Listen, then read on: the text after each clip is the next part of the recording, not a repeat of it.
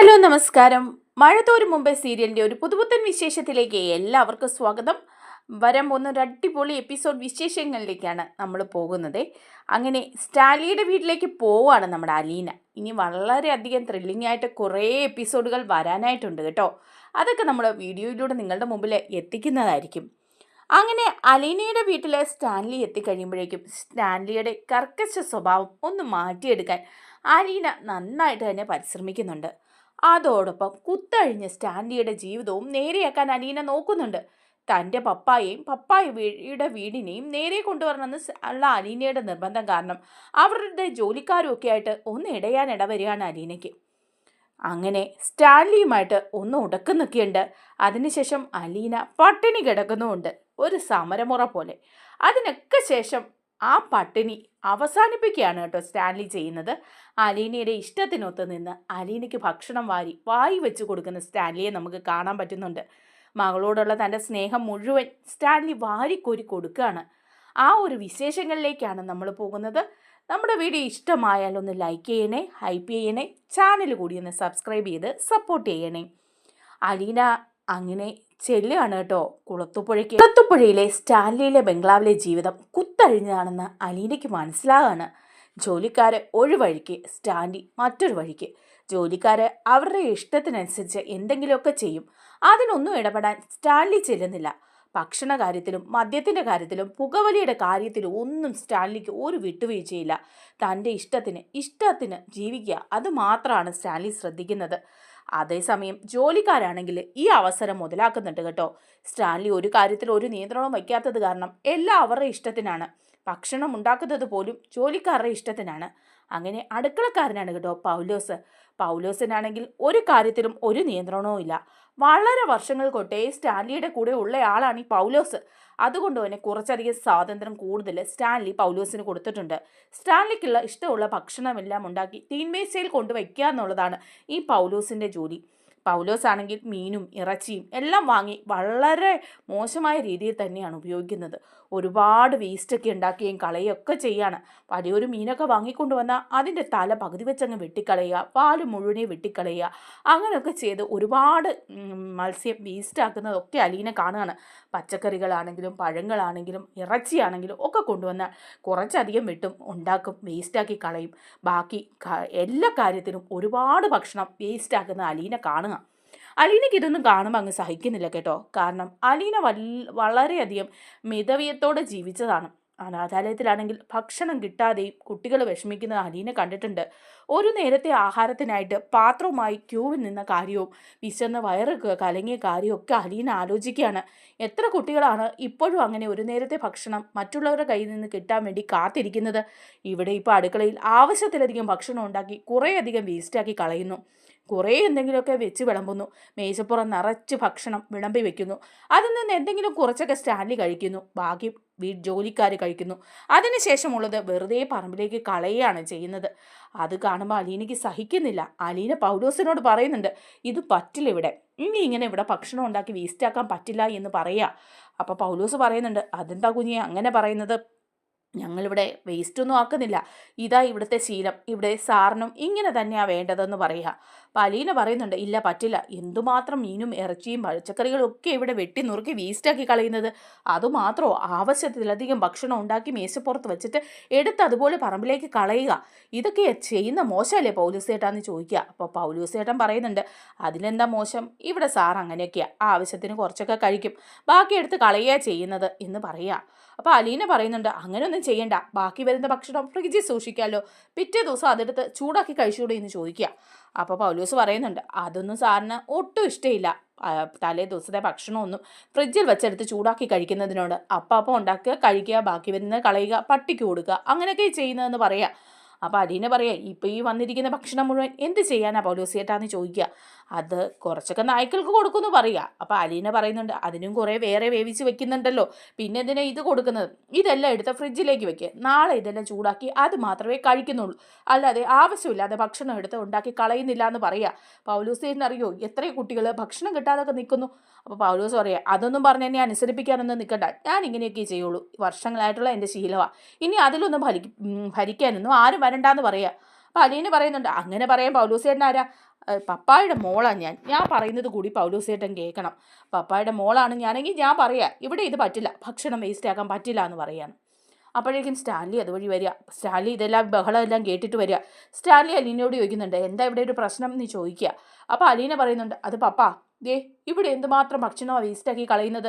മേശപ്പുറം നിറയെ ഭക്ഷണം ഉണ്ടാക്കി വെച്ചിട്ട് എടുത്ത് വേസ്റ്റാക്കി കളയുക. അതെല്ലാം എടുത്ത് ഫ്രിഡ്ജിൽ വെച്ച് സൂക്ഷിക്കാൻ പറഞ്ഞിട്ട് അതിനൊന്നും ഇവർക്കാർക്കും പറ്റില്ല. മാത്രവുമല്ല പച്ചക്കറികളും ഇറച്ചിയും മീനും എല്ലാം ഒരുപാട് വേസ്റ്റാക്കി കളയുന്നുണ്ട്. ഇതൊന്നും ശരിയല്ല പപ്പ എന്ന് പറയാം. അപ്പോൾ സ്റ്റാൻലി പറയാം, ഇതാ ഇവിടുത്തെ ശീലം, അങ്ങനെ പിശുക്കിയൊന്നും ജീവിച്ച് ഈ സ്റ്റാൻലിക്ക് ശീലമില്ല, നന്നായിട്ട് പണം ചിലവാക്കി തന്നെയാണ് സ്റ്റാൻലി ജീവിച്ചിരിക്കുന്നതെന്ന് പറയാം. അപ്പോൾ അലീന പറയാം, ഓഹോ ആയിക്കോട്ടെ, പപ്പ ഒരുപാട് പണം ചിലവാക്കിയായിരിക്കും ശീലിച്ചിരിക്കുന്നത്. ആ ഒരു നേരത്തെ ആഹാരം കിട്ടാതെ പപ്പായുടെ മോള് അനാഥാലയത്തിൽ വയറിരിഞ്ഞിരുന്ന സമയങ്ങളുണ്ട്. ആ സമയത്തെക്കുറിച്ച് പപ്പായ്ക്കൊന്ന് ആലോചിക്കാവോ എന്ന് ചോദിക്കുക. അപ്പോൾ സ്റ്റാൻലി ഇങ്ങനെ ആലോചിച്ചിരിക്കുക. സ്റ്റാൻലിക്ക് പെട്ടെന്നൊരു ഇടിത്തി പോലെ തോന്നുകയാണ് കേട്ടോ. അതേസമയം അലീന പറയാണ്, ശരി ഇതൊക്കെ ഇവിടുത്തെ ശീലമെങ്കിൽ ഇങ്ങനെ തന്നെ പോയിക്കോട്ടെ, പക്ഷെ ഞാനൊരു കാര്യം തീരുമാനിച്ചിരിക്കുക. ഒന്നെങ്കിൽ പപ്പ ഇവിടുത്തെ അടുക്കളക്കാരിയെ എന്നെ ഏൽപ്പിക്കുക, ഇല്ലെന്നുണ്ടെങ്കിൽ ഞാൻ ഇവിടെ ഈ വേസ്റ്റ് ആക്കുന്ന ഭക്ഷണം മുതലാക്കാൻ വേണ്ടിയിട്ട് ഒന്നരാടം ദിവസം മാത്രമേ ഭക്ഷണം കഴിക്കുന്നുള്ളൂ. ഇന്ന് കഴിച്ചാൽ നാളെ കഴിക്കുന്നില്ല. ഓരോ ദിവസവും ഞാൻ നിരാഹാരം ഇരിക്കുകയാണ്. അങ്ങനെ ഇവിടെ ഈ വേസ്റ്റ് ആക്കുന്ന ഭക്ഷണത്തിന് ഞാൻ സഹിച്ചോളാം എന്ന് പറയാം. അപ്പോൾ സ്റ്റാൻലി ഒന്നും മിണ്ടുന്നില്ല. അലീന കയറി റൂമിലേക്ക് പോവാണ്. അലീനയാണെങ്കിൽ അന്ന് ഭക്ഷണം കഴിക്കുന്നുമില്ല. അലീനയെ ഭക്ഷണം കഴിക്കാൻ വിളിച്ചിട്ട് അലീന വരുന്നുമില്ല കേട്ടോ. അപ്പോൾ ഇതെല്ലാം കണ്ട് ഔദിക്കുട്ടിച്ചായനും വന്നിട്ടുണ്ട്. ഔദിക്കുട്ടിച്ചായൻ ചോദിക്കുന്നുണ്ട് അലീനയോട്, മോളെ അലീനെ നീ വന്ന് ഭക്ഷണം കഴിക്കുമെന്ന് പറയാം. അലീന പറയുന്നുണ്ട്, ഇല്ല ഡാഡിയെ പപ്പായെ പറഞ്ഞ് കാര്യങ്ങൾ മനസ്സിലാക്കുക വല്യപ്പച്ചൻ, അങ്ങനെയാണെങ്കിൽ തീരുമാനിക്കാം. ഇവിടെ ചെയ്യുന്നതൊക്കെ ശരിയാണെന്ന് വല്യപ്പച്ചന് തോന്നുന്നുണ്ടോ എന്ന് ചോദിക്കുക. അപ്പോൾ ഔദിക്കുട്ടിച്ചായൻ പറയാം, എൻ്റെ മോളെ അതൊക്കെ എനിക്കറിയാം, പക്ഷേ അവനോട് പറഞ്ഞാൽ അവൻ അതൊന്നും അംഗീകരിക്കില്ല. മോളുടെ കാര്യം ഞാൻ അവനോട് സംസാരിച്ചു, പക്ഷേ അവനതൊന്നും സമ്മതിച്ചു തരുന്ന മട്ടില്ല. പിന്നെന്തിനാ നമ്മൾ ഈ ബഹളം വയ്ക്കുന്നത്? അപ്പോൾ അലീന പറയാം, അങ്ങനെയാണെങ്കിൽ ഞാൻ ഒന്നരാടം ദിവസം ഇവിടുന്ന് ഭക്ഷണം കഴിക്കുന്നുള്ളൂ. അങ്ങനെ ഭക്ഷണം വേസ്റ്റാക്കി കളഞ്ഞിട്ട് ഇവിടെ ഒരു ജോലിക്കാരും ആളാവേണ്ട കാര്യമൊന്നുമില്ല. ഞാൻ പറഞ്ഞതും കാര്യമില്ലേ വലിയപ്പച്ചാന്ന് പറയുന്നു. ഉണ്ട് മോളെ, കാര്യമുണ്ട്. ദേ അവൻ നിന്നെ ആയതുകൊണ്ടാണ് ഇവിടുന്ന് പറപ്പിക്കാതിരുന്നത്. നീ പറഞ്ഞ പോലെങ്ങാനും ഞാൻ അവനോട് സംസാരിച്ചിരുന്നെങ്കിലില്ലേ അവൻ എന്നെ ഇവിടുന്ന് പറപ്പിച്ചേനെ. അപ്പം പപ്പായ്ക്ക് എന്നോട് സ്നേഹമുണ്ടല്ലേ വലിയപ്പച്ചാന്ന് പറയുക. പിന്നെ അവന് നിന്നോട് സ്നേഹമുണ്ട്.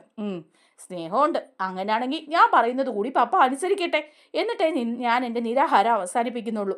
മാത്രമല്ല എന്നെ ഇവിടെ നിന്ന് പറഞ്ഞു വിടുന്നെങ്കിൽ ഞാനങ്ങ് പോയിക്കോളാം എന്ന് പറയാണ്. അപ്പോൾ ഔദക്കുട്ടിച്ചായൻ പറയാം, മോളെ നിന്നെ ഇനി പറഞ്ഞൊന്നും വിടില്ല അവൻ അത്രയ്ക്ക് ഇഷ്ടമാണ് നിന്നെ, അതുകൊണ്ടല്ലേ നിന്നെ കൂടെ നിർത്തിയതും ഇത്രയൊക്കെ കാര്യങ്ങൾ അവനോട് എതിർത്ത് സംസാരിച്ചിട്ട് ഒരു വാക്ക് പോലും മറുത്ത് പറയാതിരുന്നതും. ഇനി ആര് വന്ന് ചോദിച്ചാലും നിന്നെ അവൻ പറഞ്ഞു വിടില്ല എന്ന് പറയാം. അപ്പോൾ ഔദക്കുട്ടിച്ചായനോട് പറയുന്നുണ്ട്, അലീന വല്യപ്പച്ച പപ്പായെ കാര്യങ്ങൾ പറഞ്ഞ് മനസ്സിലാക്കുക. പപ്പ എന്താ ഇങ്ങനെയൊക്കെ? പപ്പായുടെ കുടുംബമൊക്കെ എവിടെയാണ്? കുടുംബമൊക്കെ ഉണ്ടല്ലോ ഈ പട്ടാളക്കാരന്, എന്നിട്ട് അവരൊക്കെ എവിടെയാണെന്ന് ചോദിക്കുക. അവരൊക്കെ എന്താ ഇങ്ങോട്ട് വരാത്തത്? അവരെ ഒന്നും വിളിച്ചും ഒന്നും കാണുന്നില്ല. പപ്പായുടെ ഭാര്യയും മക്കളും ഒക്കെ ഇല്ലേ എന്ന് ചോദിക്കുക. അപ്പോൾ ഔദക്കുട്ടിച്ചായൻ പറയുന്നുണ്ട്, ഉണ്ട്, അവൻ്റെ ഭാര്യ എൽസമ്മയുടെ ചേച്ചി റീത്താമ്മയല്ലേ കഴിഞ്ഞ ദിവസം ഇവിടെ വന്ന് ബഹളം വെച്ചിട്ട് പോയത്? അതെ, അത് ഞാൻ കണ്ടു. പക്ഷേ പപ്പായുടെ ഭാര്യ ഇങ്ങോട്ടൊന്നും ഒന്നും കാണുന്നില്ലല്ലോ, പപ്പ അങ്ങോട്ടും പോയി കാണുന്നില്ലല്ലോ എന്ന് പറയാം. അപ്പോഴേക്കും ഔദക്കുട്ടിച്ചായൻ പറയുന്നുണ്ട്, അവളൊരു വലിയ ഭക്തിക്കാരിയാണ്, അവൾക്ക് എപ്പോഴും പ്രാർത്ഥനയും ധ്യാനവും ഒക്കെ ഉള്ളൂ. പള്ളികൾ തോളും കയറി ഇറങ്ങി പ്രാർത്ഥനയ്ക്കും ധ്യാനത്തിനും നടക്കുക എൽസമ്മ എന്ന് പറയാണ്. അപ്പോഴേക്കും അലീന പറയുന്നുണ്ട്, അപ്പം മക്കളില്ലേ, മക്കളെയൊക്കെ ആര് നോക്കും? അത് റീത്താമ്മ നോക്കും. റീത്താമ്മയുടെ വീടിൻ്റെ തൊട്ടടുത്ത് തന്നെയാണ് എൽസമ്മയുടെ വീടും. ഒരു പറമ്പിൽ, ഒരു കോമ്പൗണ്ടിൽ, ഒരു മതിലിൻ്റെ ചകത്ത്. അപ്പോൾ എൽസമ്മ പ്രാർത്ഥനയ്ക്കും ധ്യാനത്തിനും പോകുമ്പോഴേ റീത്താമ്മ കുട്ടികളുടെ കാര്യം നോക്കും. അതുപോലെ തന്നെ എൽസമ്മയുടെ വീട്ടുകാരെല്ലാം അവിടെ അടുത്തുണ്ട് അഞ്ചലിൽ. പിന്നെ സ്റ്റാൻലി പട്ടാളത്തിലായിരുന്ന സമയത്ത് എൽസമ്മയ്ക്ക് അവിടെ താമസിക്കാനായിരുന്നു ഇഷ്ടം. അവിടെയാകുമ്പോൾ സ്വന്തം വീട്ടുകാരുടെ ഒരു നോട്ടം കിട്ടുമല്ലോ എന്നും കുട്ടികളുടെ പഠനത്തിന് സൗകര്യം ഉണ്ടല്ലോ എന്നൊക്കെ വിചാരിച്ച് അവിടെ തന്നെ അങ്ങ് താമസിക്കുന്ന എന്ന് പറയാം. അപ്പോൾ അലീന പറയാം, പപ്പായുടെ മക്കളില്ലേ 3 പേര്, അവരൊക്കെ എന്ത് ചെയ്യുക വല്യപ്പച്ച? ഞാൻ അവരെ കണ്ടിട്ടില്ലല്ലോ, അവർ പഠിക്കുകയൊക്കെ ചെയ്യുമോ എന്ന് ചോദിക്കുക. അപ്പോൾ ഉടനെ ഔദക്കുട്ടിച്ചായൻ പറയും, ആർക്കറിയാം ഇതൊക്കെ, അവർ 3 പേരും പഠിക്കുക. മൂത്തവള് കോളേജിലാണ്, രണ്ടാമത്തവള് സ്കൂളിലാണ്. അപ്പം ആ കുട്ടിക്ക് എന്തോ ഒരു കുഴപ്പമുണ്ട്, മാനസികമായിട്ട് എന്തോ ഒരു പ്രശ്നമുണ്ടെന്ന് പറയാം. അപ്പോഴേക്കും അലീന ചോദിക്കും, അതെന്ത് പ്രശ്നം? എന്താണോ, ചില സമയം ഒരുപാട് സംസാരിക്കും, ചില സമയം ഒന്നും സംസാരിക്കില്ല, വെറുതെ ഇരുന്ന് ചിരിക്കുകയും പറയുകയും ഒക്കെ ചെയ്യും. അങ്ങനെ എന്തൊക്കെയോ കുഴപ്പമുണ്ട്. ഡോക്ടറെ കാണിക്കുന്നുണ്ട് എൽസമ്മ എന്നാ അറിയാൻ പറ്റിയത്. ഇളയ മോനും പഠിച്ചുകൊണ്ടേ ഇരിക്കുവാന്ന് പറയുക. അപ്പോൾ അലീന പറയാം, എന്നിട്ട് ആ കുട്ടിയുടെ കാര്യം എന്താ പപ്പ അന്വേഷിക്കാത്തേ? എന്നെപ്പോലെ ആ കുട്ടിയും പപ്പായുടെ മോളല്ലേ, എന്നിട്ടും വയ്യാതിരുന്നിട്ട് പപ്പ അതിൻ്റെ കാര്യങ്ങളൊന്നും അന്വേഷിക്കാൻ പോകാറില്ലേ വല്യപ്പച്ചാന്ന് ചോദിക്കുക. അപ്പം ഉടനെ ഔതക്കുട്ടിച്ചായൻ പറയാം, അതേ പോകാറൊക്കെ ഒന്നും ഇല്ലെന്നേ, എന്ത് ചെയ്യാനാ, അതങ്ങനെ ഒരു ബന്ധമായിപ്പോയി.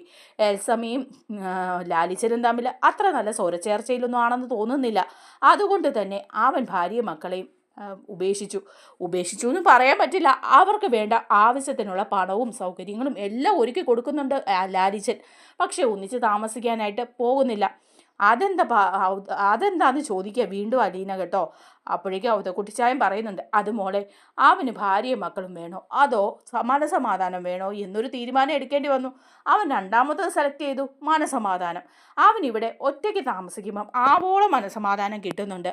അവിടെ എൽസമ്മയുടെ കൂടെ പോയി താമസിക്കാൻ അതുകൊണ്ട് അവൻ കൂട്ടാക്കുന്നില്ല.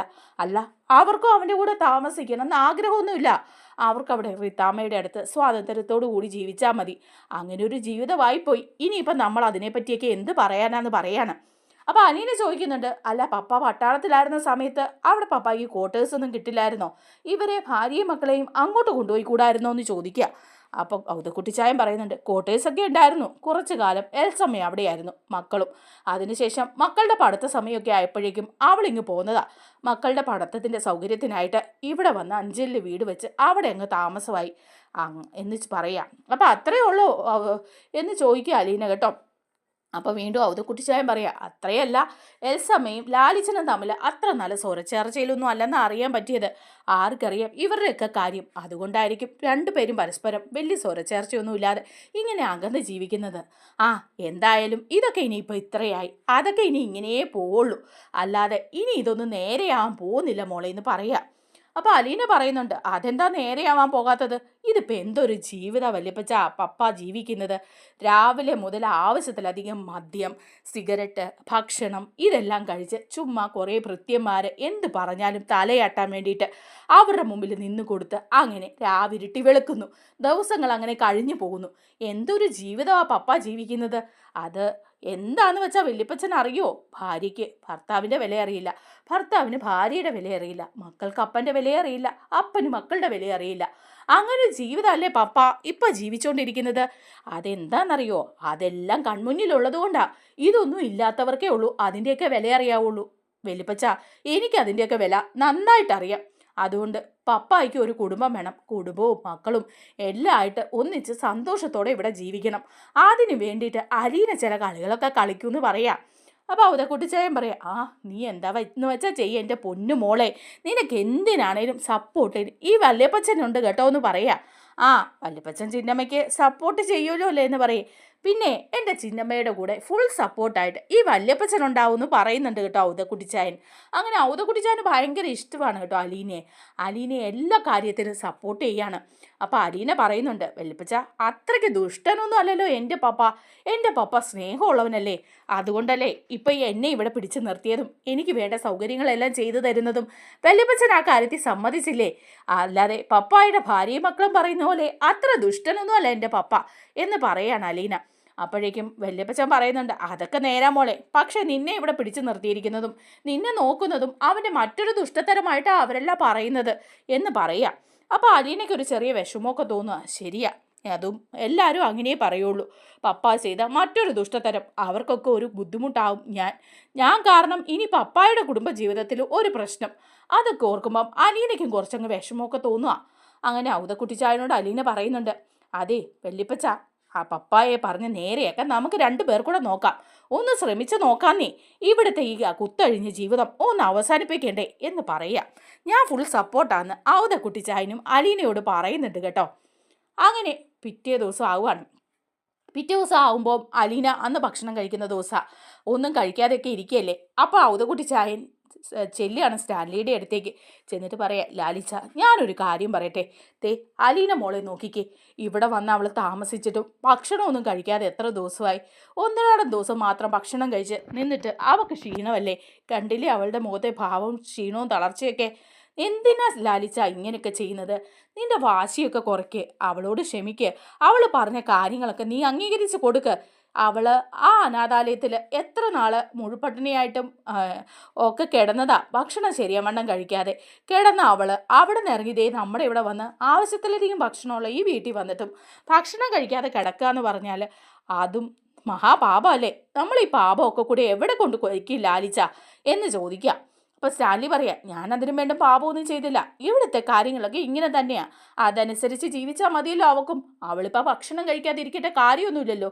എന്നോടുള്ള വാശി, എന്നോടുള്ള സമരം, അതിനു വേണ്ടിയല്ലേ അവളിത് ചെയ്യുന്നത്. അപ്പോൾ അവതക്കുട്ടിച്ചായം പറയുന്നുണ്ട്, അല്ല ലാലിച്ച, അങ്ങനെയൊന്നും നീ കാണണ്ട. എത്ര വർഷം കൂടിയിട്ടാ അവളെ ഇവിടെ കൊണ്ടുവന്നതും താമസിപ്പിച്ചതും ഒക്കെ. അങ്ങനെയുള്ള അവള് ഭക്ഷണം കഴിക്കാതെ മുറിയിലിരിക്കുക, ഞാനും എന്നാൽ ഇന്നോട്ട് ഭക്ഷണം കഴിക്കുന്നില്ല എന്ന് പറയാണ്.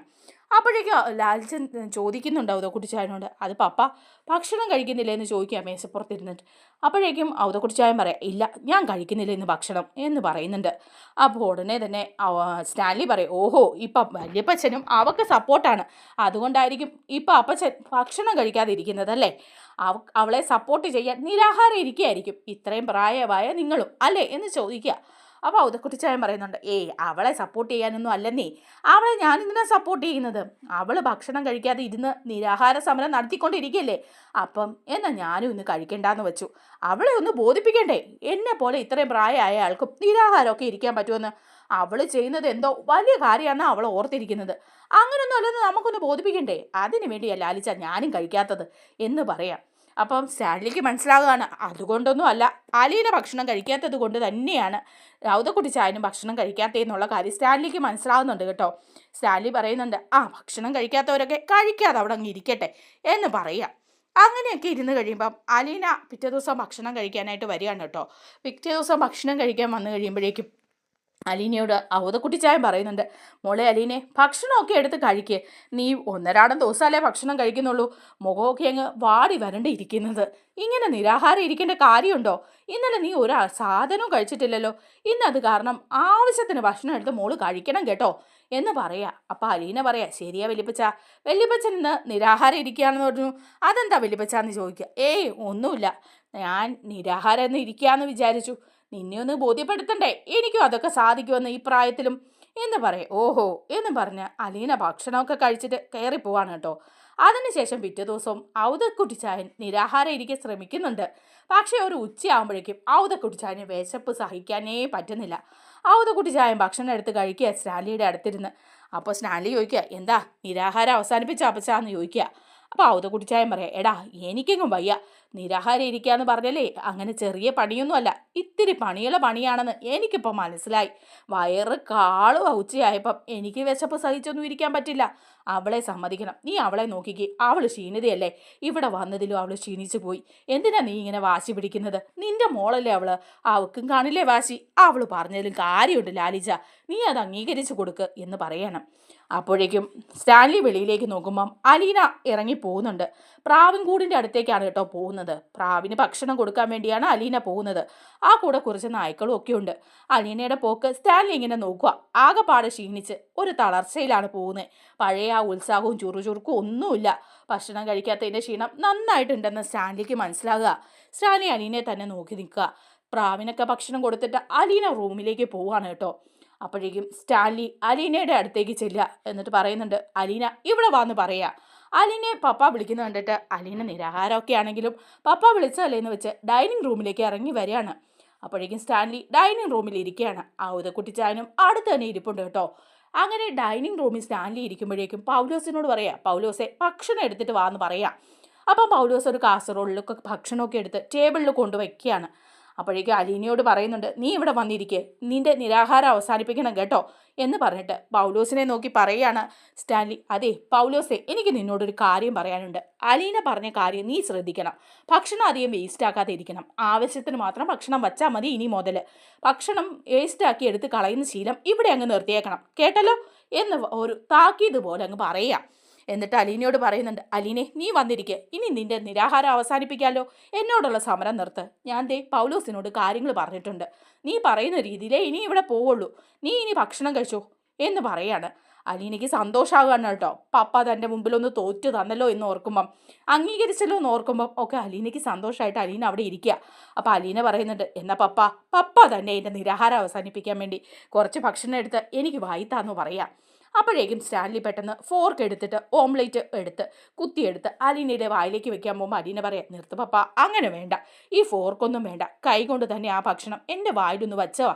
ഒരു മകൾക്ക് ഒരച്ഛൻ ആദ്യമായിട്ട് വായിൽ ഒരിത്തിരി ഭക്ഷണം കൊടുക്കുന്നതല്ലേ, അതെനിക്കൊരാഗ്രഹമല്ലേ എന്ന് ചോദിക്കുക. അപ്പോഴേക്കും സ്റ്റാൻലി ആ ഓംലേറ്റ് എടുത്ത് അലീനയുടെ വായിൽ വെച്ച് കൊടുക്കുക. അലീന അത് സന്തോഷത്തോടെ വാങ്ങിച്ച് കഴിക്കുന്നുണ്ട് കേട്ടോ. അതുപോലെ തന്നെ അലീനയും കുറച്ച് ഭക്ഷണം എടുത്ത് സ്റ്റാൻലിയുടെ വായിലേക്ക് നീട്ടുകയാണ്. സ്റ്റാൻലിയും വാ തുറന്ന് ഒരു കൊച്ചു കുഞ്ഞിനെ പോലെ ആ ഭക്ഷണം വാങ്ങിച്ച് കഴിക്കുകയാണ്. ഇതെല്ലാം കണ്ടുകൊണ്ട് നമ്മുടെ ഔതക്കുട്ടിച്ചായൻ അവിടെ ഇരുന്ന് ഇരിക്കുന്നുണ്ട് കേട്ടോ. ഔതക്കുട്ടിച്ചായൻ്റെ കണ്ണുകൾ നിറഞ്ഞൊഴുകാണ്. സ്റ്റാൻലിയുടെയും അലീനയുടെയും കണ്ണുകൾ നിറയുന്നുണ്ട്.